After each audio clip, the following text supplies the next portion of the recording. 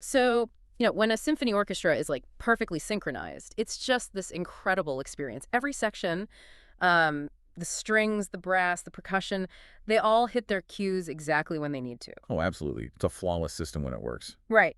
But if the tempo is off, or I mean, if the brass section misses just a single measure, it's not just slightly unpleasant. The entire performance just instantly collapses into chaos. It completely falls apart. Yeah, exactly. And that exact same principle of, well, absolute unforgiving synchronization, it applies to something you might not immediately associate with high-level precision, which is safely loading and securing a 400-pound power wheelchair passenger into a Ford Transit vehicle. Right, because the margin for error in non-emergency medical transportation, or, NEMT, is practically zero. It really is. If the lift manufacturer's engineering parameters and the wheelchair's structural design, the floor anchorages, and the driver's own technical training, if all that isn't working in perfect concert, it doesn't just result in a bumpy ride for you. It invites a catastrophic failure of passenger safety. Wow. Because you are dealing with highly complex mechanical systems and just massive, massive amounts of kinetic energy. And that is exactly what we are unpacking for you today on this deep dive. We are pulling from this incredibly detailed, really practical training guide developed by SwiftAid Transport. It's a fantastic resource. It really is. We're going to dissect the specific hydraulics of the vehicle lift, the complex physics of the four-point tie-down systems, and, frankly, the crucial human element of passenger dignity. Which is often overlooked, sadly. Right. Our core mission here is to trace the complete start-to-finish journey of safely loading and securing a wheelchair passenger, specifically using the rear lift of an accessible Ford Transit. And the mantra we are operating under today, and this is heavily, heavily emphasized in the source material, is this: a wheelchair passenger is not cargo, and a wheelchair is not a seatbelt. That is the golden rule. Protect the chair, restrain the person, respect both. Yeah, I mean, treating a wheelchair user like freight logistics, which historically, unfortunately, happened far too often, it's not just an ethical failure, it's an operational hazard. How so? Well, when you recognize that a mobility device is literally an extension of a person's bodily autonomy and their personal space, your technical approach fundamentally shifts. That makes total sense. Right. You are managing heavy machinery, yes, but you are also actively communicating and coordinating with a human being who is, an active participant in their own transportation. Yeah, I love that framing. So I want to start by looking at the foundational physics of what actually keeps that passenger safe. Because before a driver ever even touches a lift remote, they have to understand the specific forces they are trying to mitigate. Definitely. Starts with the physics. And the industry standard we really need to define right off the bat is WTORS. That stands for Wheelchair Tie-Down and Occupant Restraint System. Which is a bit of a mouthful, but it's vital. It is. And looking at the engineering behind this, it is strictly a dual mechanism. I think people assume it's one massive net you just throw over the whole setup, but it's not. Not at all. The distinction between those two distinct systems is literally the bedrock of transit safety.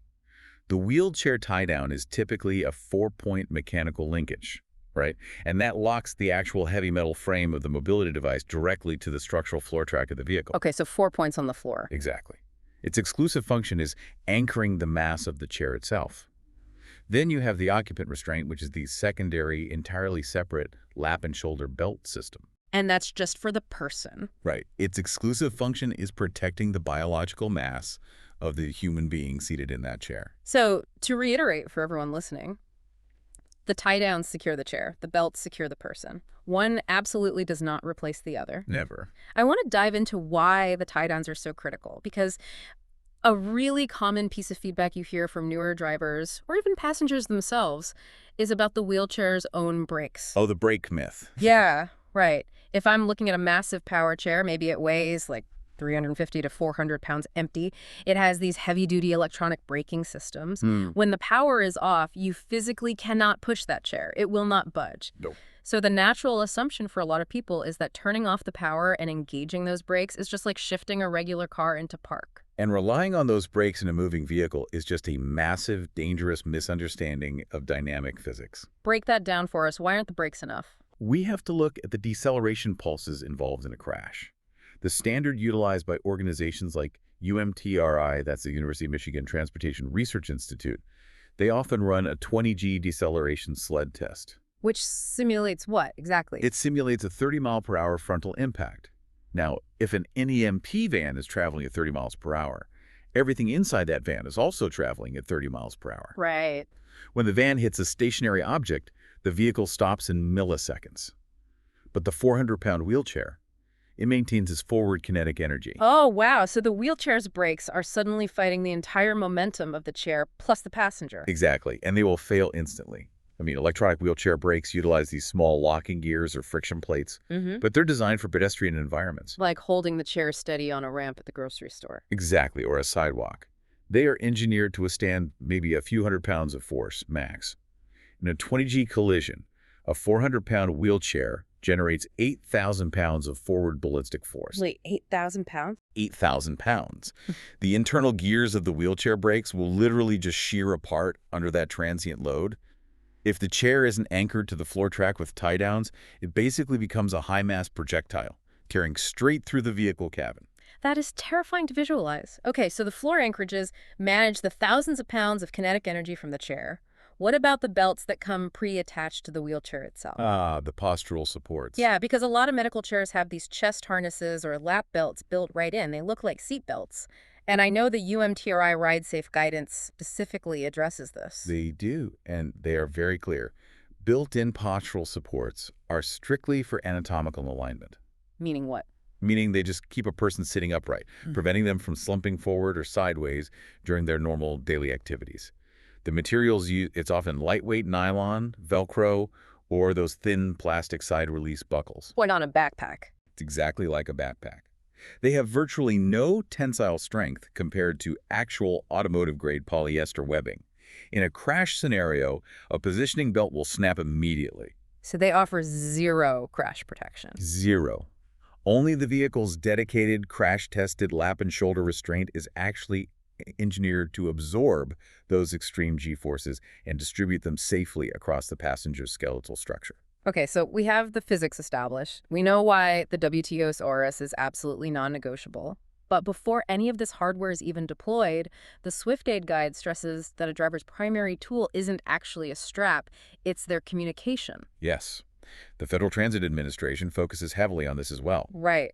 The guide says the driver should never just walk up to a wheelchair passenger and suddenly grab the push handles to start moving them. Well, think about it. Unannounced physical contact is incredibly jarring. It violates basic personal boundaries. The wheelchair is their personal space. It would be like someone just walking up and pushing your office chair while you're sitting in it. Precisely. The operational standard here is to introduce the process and ask practical questions before doing anything. You ask things like, how would you like me to assist you today? Or, are there specific areas on your device I should avoid touching?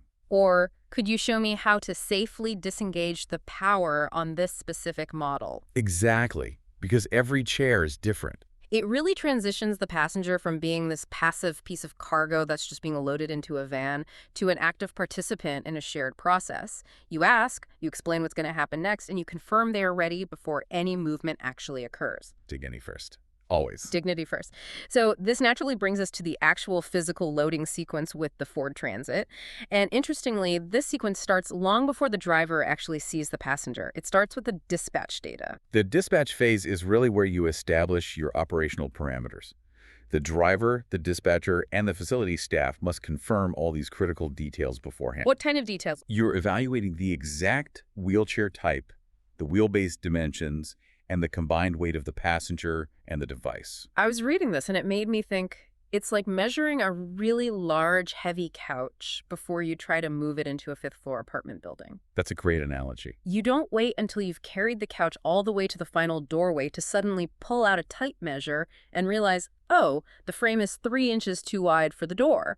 Or that the combined weight is going to literally break the elevator. Right, you'd never do that. You measure and confirm everything before you ever leave the warehouse. And that proactive confirmation is critical in NEMT because the commercial hydraulic lifts mounted on these transit vans have really strict structural limitations. Give me an example. So let's say you have a heavy bariatric power chair.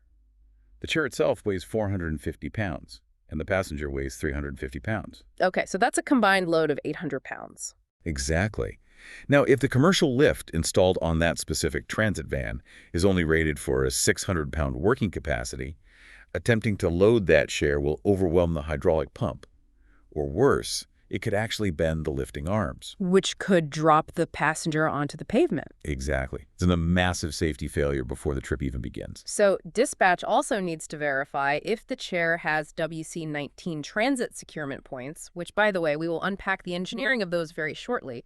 And they also need to know if the passenger is traveling with portable oxygen, medical equipment, or large bags. Because all of that alters the spatial geometry and the securement strategy inside the van. Right. So assuming all the dispatch data checks out, the vehicle arrives. The driver has to select a loading zone. They put the vehicle in park, engage the emergency brake, and the guide says they have to find a firm, level surface away from traffic. Level ground is totally non-negotiable for lift geometry. Why is that? Well, if the van is parked on a severe camber like a crowned road or a steep incline, the lift platform deploys at an angle. It won't be flat. Oh, I see. Gravity will actively fight the driver while they are trying to maneuver this heavy chair onto the platform. It vastly increases the risk of the chair just rolling right off the side. That makes sense. And furthermore, before operating the controls, the driver must conduct a rigorous visual inspection of the lift mechanics themselves. You have to know your equipment is sound. The guide details checking for hydraulic fluid leaks around the cylinders, ensuring the mechanical linkages aren't damaged or bent, and verifying the platform itself is free of ice or debris. They also have to check the vehicle floor and the securement equipment inside. Which is just standard pre-trip diligence. Right. But I want to focus on the lift itself for a second, because there's this really pervasive myth in the industry that there is a quote-unquote universal way to operate a Ford Transit wheelchair lift. Oh, yeah. That gets drivers into a lot of trouble. The Ford Transit is just the base chassis.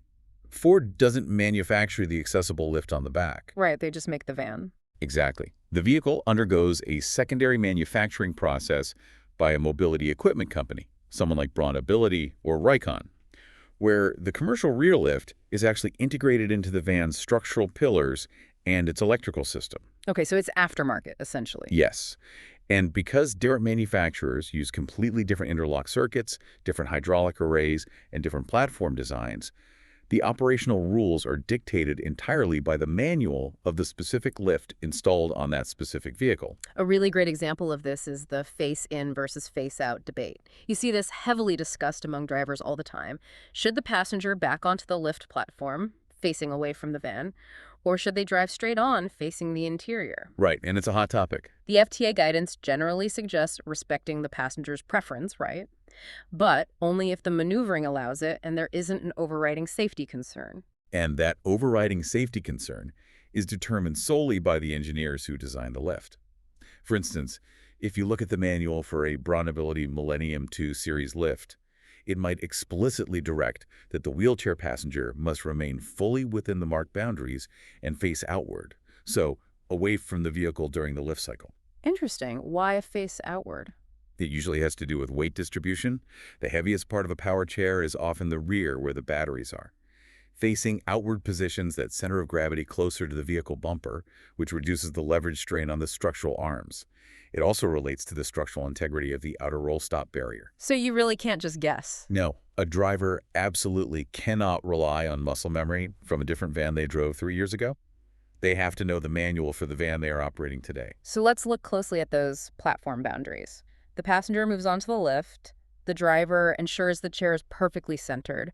But what happens mechanically if the chair is just like slightly too long? Even slightly too long is a major problem. Say you have an anti-tip bar extending from the back of a power chair, or maybe an elevated leg rest in the front, and it hangs just 2 inches over the edge of that lift platform boundary. That is an immediate trigger to stop the trip. Just for 2 inches? Yes, because as the hydraulic lift raises the platform from ground level up to the vehicle floor, the platform passes through incredibly tight spatial clearances. It has to move past the rear bumper, the door weather stripping, and the mechanical pivot arms of the lift assembly itself. It's threading a needle. Exactly. If a rigid metal footrest is overhanging that boundary, it can easily catch under the vehicle's bumper or the door frame while the hydraulic cylinder is still pushing upward. And the hydraulics don't know there's an obstruction? Right. They just keep pushing with over 1,000 pounds of force. That upward force against the trapped footrest would instantly tip the wheelchair backward. Oh my God, it would violently eject the passenger. It would. Or, alternatively, the obstruction could bind the lift mechanism entirely, blowing a hydraulic seal and trapping the passenger suspended halfway in the air. Neither of which is an acceptable outcome. No. This is also why keeping hands, feet, clothing, and any medical equipment perfectly clear of the moving components is just a continuous, ongoing priority during the lift cycle. I also noticed in the guide a very stark warning regarding the roll stop. This is that hinged metal barrier at the outer edge of the lift platform, right? The one that snaps up to prevent the chair from rolling off backward. Yes, the outer roll stop. Some people might look at that and think it's basically a wheel chock. They might let the heavy power chair rest its wheels directly against that metal flap to keep it steady while the lift is in motion. And that is a recipe for disaster. The roll stop is a passive safety barrier. It is not an active load-bearing component. Okay, what does that mean in practice? It means it is held in its upright position by mechanical latches or sometimes cables that are designed to stop a slow, accidental roll. A bump, basically. Huh. It is not engineered to support the continuous shifting dynamic weight of a 400-pound chair suspended in midair. Ah, so if the heavy chair is leaning on it, If the chair's mass is actively pressing against that flap, just a sudden jerk in the hydraulic movement could cause the locking latch to shear or fail. That would drop the roll stop flat and send the chair right off the edge, 5 feet down to the pavement. which means the primary stabilization has to come from the wheelchair itself. The manual brakes must be fully locked, or if it's a power chair, it must be completely powered down so the electronic brakes actually engage during the lift. Yes, the chair must secure itself on the platform. Okay, so once the lift safely reaches the floor height, the bridge plate seats smoothly against the interior floor of the van, and the driver maneuvers the passenger inside to the securement station. Right, now they're inside the vehicle. And this is where we get to the core of the WTORs, the 4-point tie-down system. Right. Positioning the chair inside that securement zone requires really specific alignment. The industry gold standard, which is supported by decades of extensive crash testing, is forward-facing orientation. Looking toward the windshield. Yep. Exactly. Automotive restraint systems and vehicle crumple zones are fundamentally designed to protect occupants who are facing the front windshield. Side-facing is incredibly dangerous for the human spine in a collision. So the driver centers the chair facing forward, leaving enough physical space around it to properly tension all the straps. Let's talk about identifying the attachment points on the wheelchair itself, because this is where the engineering of the chair really meets the engineering of the van. It's the critical intersection. Earlier we mentioned WC19. What exactly is the WC19 standard? WC19 is a voluntary but highly rigorous industry standard. It was developed by ANSI and Resmane specifically for wheelchairs that are intended to be used as seats in motor vehicles. Okay, so they know what's going on in a van. Right. If a mobility device is WC19 compliant, it means the engineers actually subjected that specific chair to 20G sled tests with crash test dummies strapped into it. Wow. And they designed 4 dedicated, highly visible structural transit securement points directly into the absolute strongest nose of the chair's frame. You can usually spot them pretty easily, right? Because they have a universal hook symbol stamped right next to them. Yes, exactly. A little hook icon. So if a driver sees those symbols, it totally removes the guesswork. They know exactly where the manufacturer intended the tie-down hooks to go. It drastically reduces human error. It's the ideal scenario. However, a massive percentage of mobility devices on the road today predate this standard, or they simply weren't designed for it because it's voluntary. Right. So when a driver encounters a non-WC19 chair, they have to apply their technical training to visually identify solid, welded, structural frame members that can actually withstand extreme tensile loads. Which is exactly why the SwiftAid guide has a definitive list of absolute do-nots when choosing these tie-down points. Let's go through these because understanding the mechanical failures of these components is crucial. It's usually a process of elimination. First on the do-not list, never attach a tie-down strap to wheels, spokes, push rims, or casters. My initial thought looking at a chair is that the main wheels look like the thickest, sturdiest part of the whole setup. They do appear very sturdy. But you have to consider their fundamental mechanical purpose, which is rotation. Right. They are meant to spin. Right. If you attach a tension strap to a wheel and the vehicle brakes sharply, the wheel can easily rotate just a few degrees. That slight rotation instantly introduces several inches of slack into the tie-down webbing. Oh. And then the tension is gone. The entire system loses its tension. Okay. Furthermore, standard wheel spokes are designed for vertical load bearing, supporting the weight of the person sitting on them. They are not designed for lateral shear forces.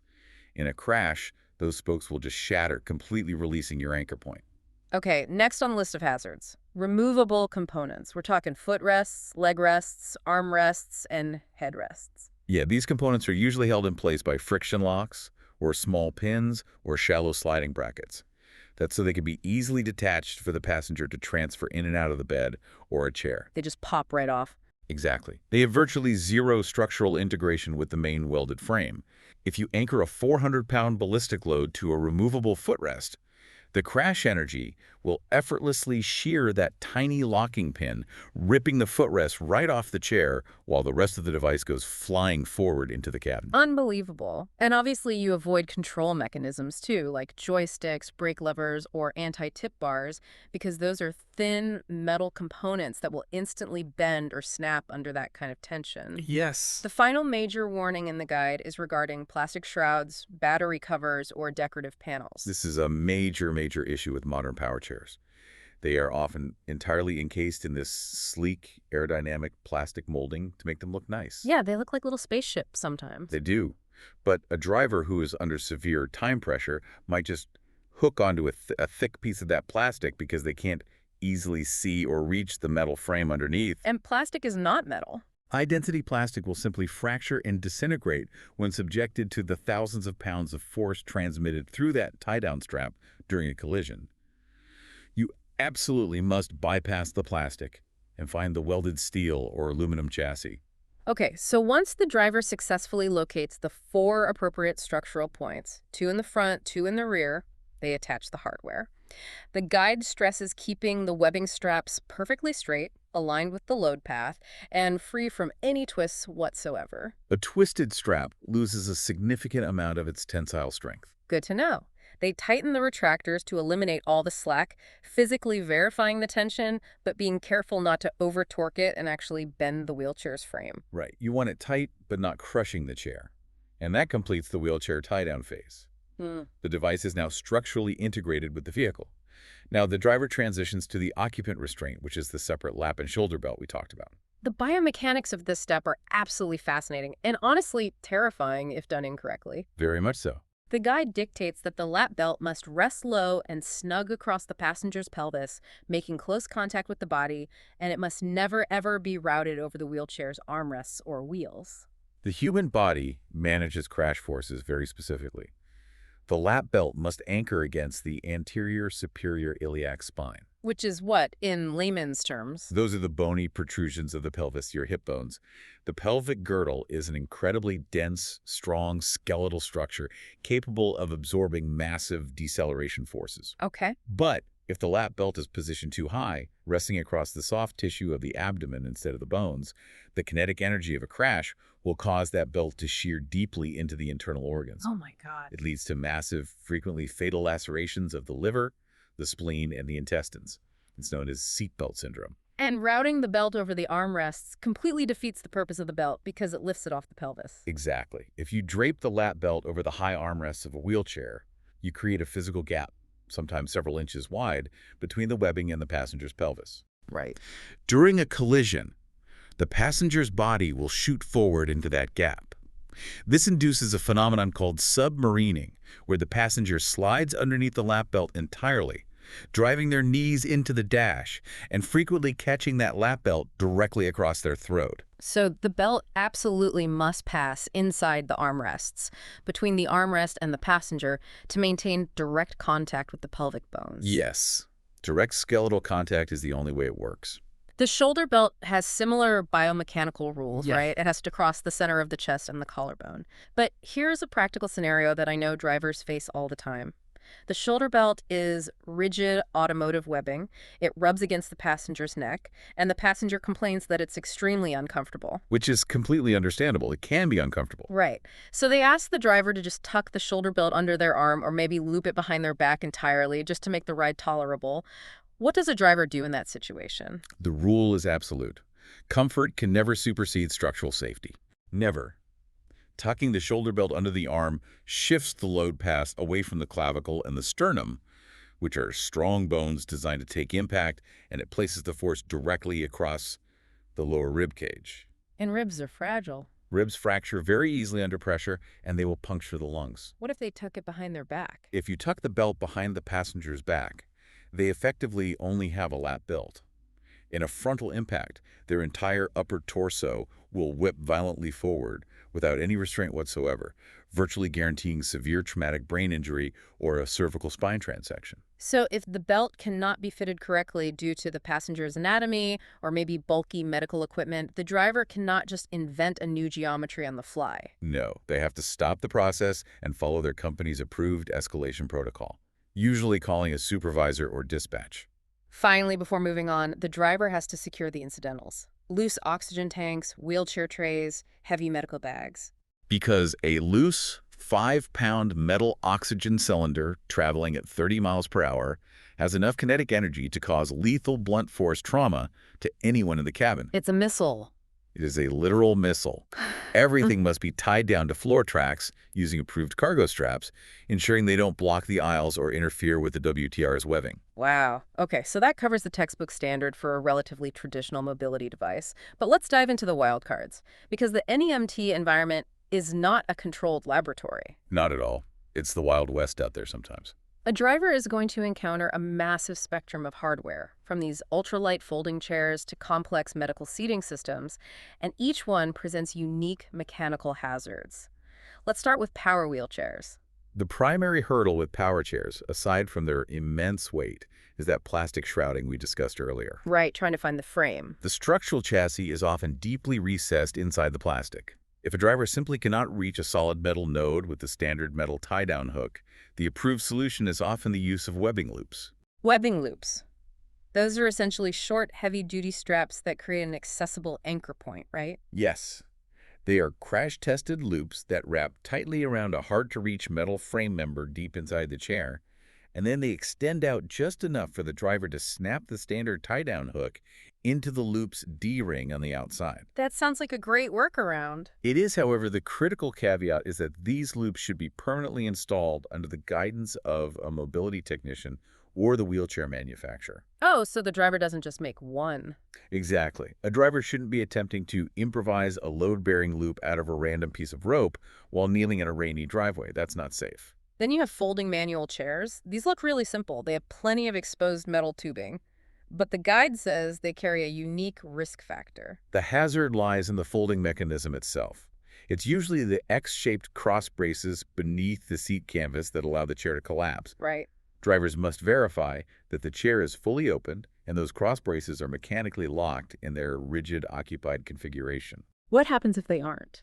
If a driver hooks onto a partially folded chair and begins cranking down the tension on the floor retractors, the immense leverage of the tie-down system will literally fold the chair in on the passenger, crushing them. Because the straps are pulling outward and down. Exactly. It forces the folding mechanism to close. That's terrifying.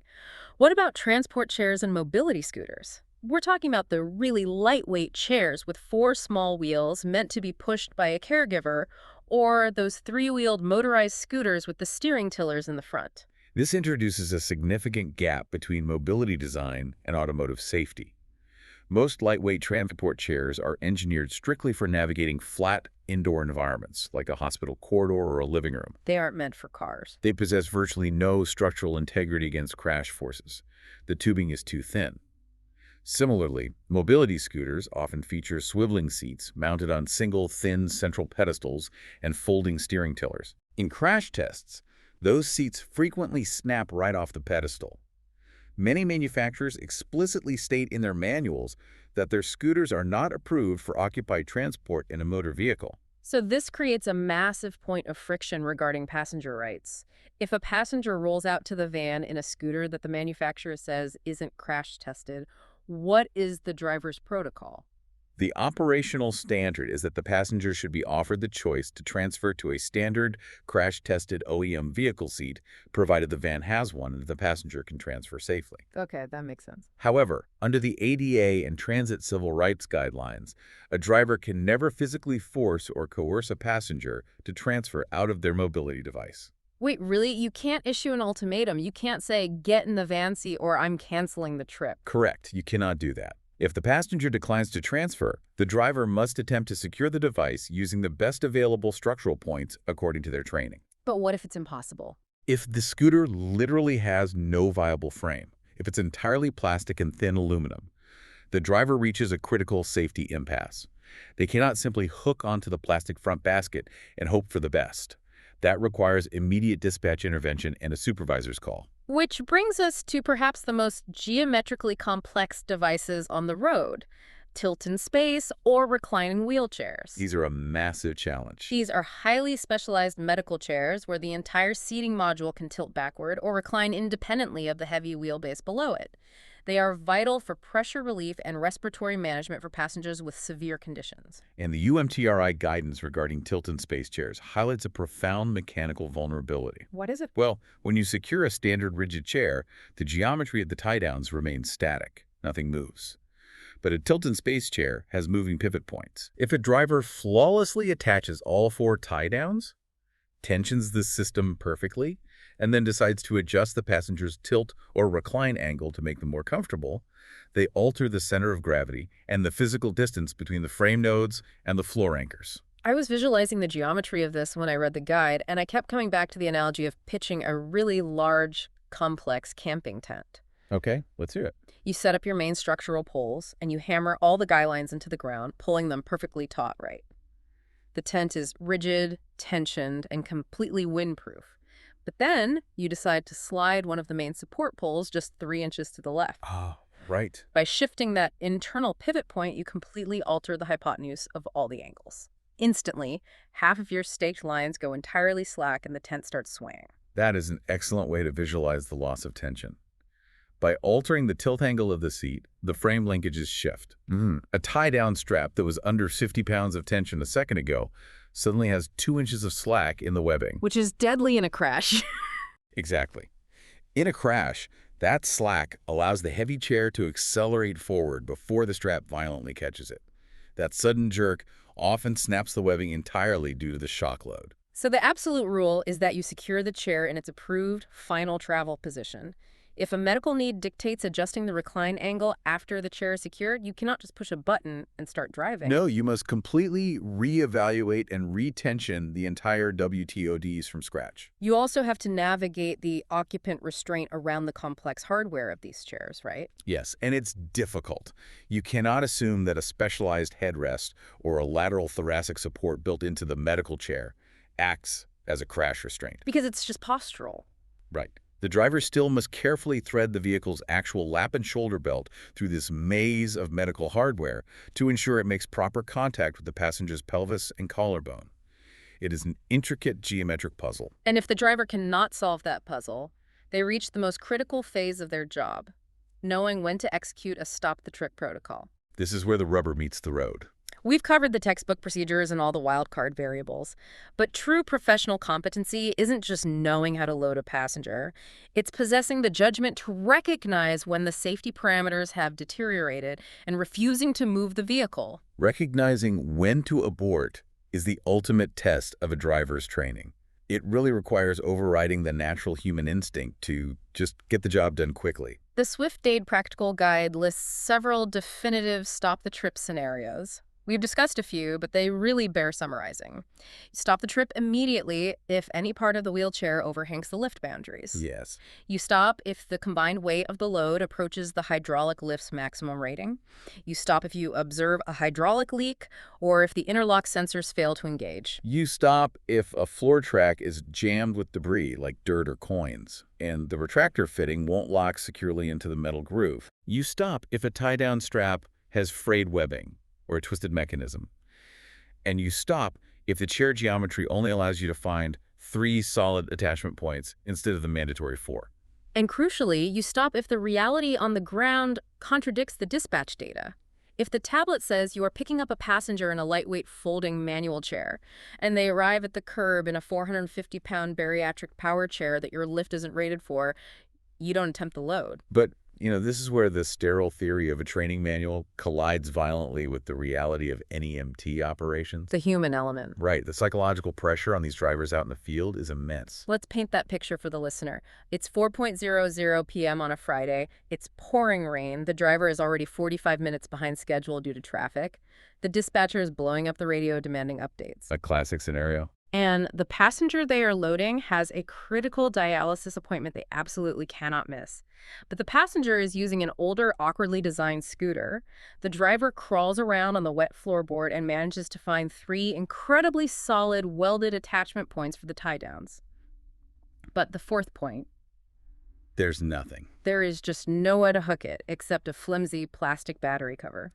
The temptation to succumb to the pressure to say, look, 3 out of 4 straps are locked down tight. I'll drive slowly. I'll take the back roads. Let's just go. That temptation has to be overwhelming. It is overwhelming, and it happens constantly in the field. Yeah. But giving in to that pressure, prioritizing the schedule over the engineered safety protocols, is the exact moment the system breaks down. It is the genesis of catastrophic injury and massive legal liability. Because 3 out of 4 straps doesn't mean you are 75% safe. Not at all. It means you are entirely compromised. Why is that? The WTOS is mathematically engineered to distribute the thousands of pounds of kinetic crash energy evenly across 4 independent anchor points. If you omit 1 point, the physical load immediately shifts to the remaining 3 in an asymmetric pattern that they were never tested for. Oh, I see. During a sudden stop, the wheelchair will violently twist toward the unsecured side, vastly amplifying the shear forces. The remaining straps will snap under the uneven load and the passenger will be thrown. The phrase the SwiftAid guide uses to combat this mentality is stark. It says, professional service does not mean make it work somehow. Exactly. Make it work somehow implies improvising outside of validated engineering limits. SwiftAid Transport utilizes a core operational standard for their service area, which is in Orange County, New York, that provides drivers with the necessary mental framework to resist that pressure. What is it?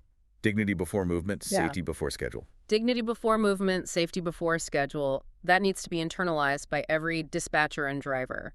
If a dispatcher is demanding you move, the professional response is, I cannot achieve a structurally sound 4-point securement on this mobility device. Moving this vehicle violates safety protocols. I need a supervisor or a specialized vehicle. Full stop. A missed appointment is a frustrating logistical failure, yes. But a passenger suffering a severed spinal cord because a driver improvised a tie-down point, that is a permanent tragedy. So let's assume the process has gone perfectly. The 4 points are anchored to welded nodes. The lap belt is low on the pelvis. The shoulder belt crosses the sternum. The driver executes the final 10-step pre-departure check. Verifying the tension, ensuring no straps are twisted. Confirming the lift is fully stowed, checking the dashboard interlock warnings. Everything is good. The driver navigates smoothly, avoiding aggressive braking, and arrives at the medical facility. And now we have to discuss unloading. Right, because the guide points out that safe unloading isn't just hitting reverse on the mental tape recorder. It carries distinct hazards of its own. Unloading requires the exact same level of environmental awareness. The driver must again locate a firm, level surface away from traffic and deep puddles. They deploy the lift and perform the visual inspection of the roll stops and hydraulics all over again. Why do it again? Because something could have vibrated loose during the drive. Good point. And the sequencing of releasing the passenger is incredibly strict. You don't unclip the passenger while the van is still rolling into the parking lot just to shave 30 seconds off the trip time. Never. The vehicle must be in park, the emergency brake set, and the lift fully deployed to the vehicle floor level before you even touch the occupant restraints. Not a moment sooner. Furthermore, the driver communicates exactly what they are doing. You unclip the occupant restraint first, then release the 4-point tie-downs, maintaining a physical grip on the wheelchair so it cannot roll unexpectedly while the straps are loose. The driver maneuvers the passenger onto the lift platform, centering them within the boundaries. They ensure the manual brakes are locked, verify the inner and outer roll stops are locked in their upright positions, and then activate the hydraulic descent. And even when the lift reaches the pavement, the process isn't over. No, it's not.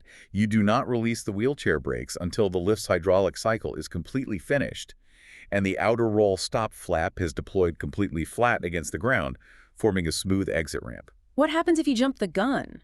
Releasing the brakes while the flap is still partially raised can cause the wheelchair's front casters to catch, pitching the heavy chair of the passenger forward onto the concrete.